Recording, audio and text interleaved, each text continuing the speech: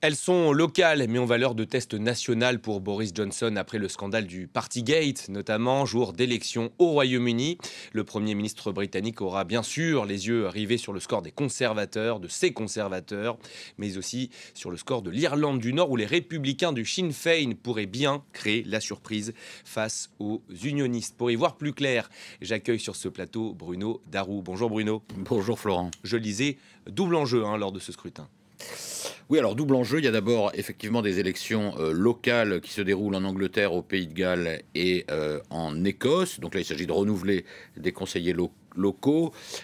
Et en Irlande du Nord, on va en parler ensuite, là, c'est des élections législatives locales. Alors, néanmoins, ce sont des élections donc locales, mais depuis 2 ans et demi, depuis l'élection triomphale de Boris Johnson au 10 Downing Street, eh bien, c'est le premier rendez-vous national. Donc, il y a une série d'enjeux nationaux, on va le voir, à commencer effectivement par la question du pouvoir d'achat, comme ailleurs en Europe d'ailleurs. Ça nous rappelle la France. Voilà, récemment lors de la campagne présidentielle, alors la hausse des prix alimentaires, la hausse des prix de l'énergie, avec beaucoup d'électeurs qui trouvent que le gouvernement de Boris Johnson n'en fait pas assez, alors que l'inflation outre-Manche est estimée à 7%, ce qui est quand même beaucoup.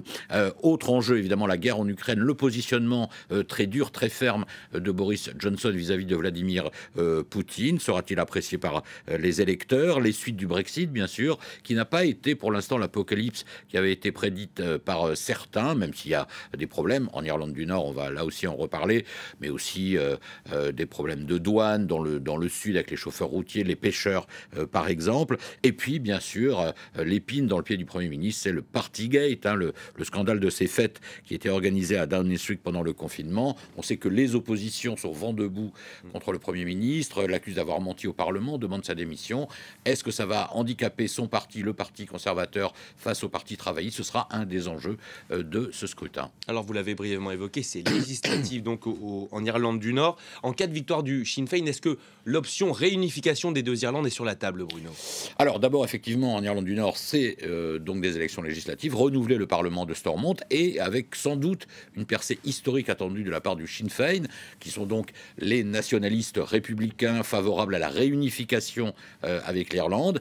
Ils pourraient arriver en tête pour la première fois devant le grand parti unioniste DUP et donc accéder au poste de Premier ministre, ce qui serait du jamais vu. Alors, Première fois depuis 2003. Depuis 2003, depuis que ce Parlement a été instauré suite aux accords, aux fameux accords du Vendredi Saint de 1998. Alors s'ils gagnent, effectivement, leur raison d'être aux membres du Sinn Féin, c'est de prôner cette réunification de la province britannique d'Irlande du Nord avec la République d'Irlande. Mais pendant la campagne, ils ont surtout insisté sur des questions sociales, ils ont essayé de séduire les jeunes. Alors, cette victoire des nationalistes va-t-elle se produire?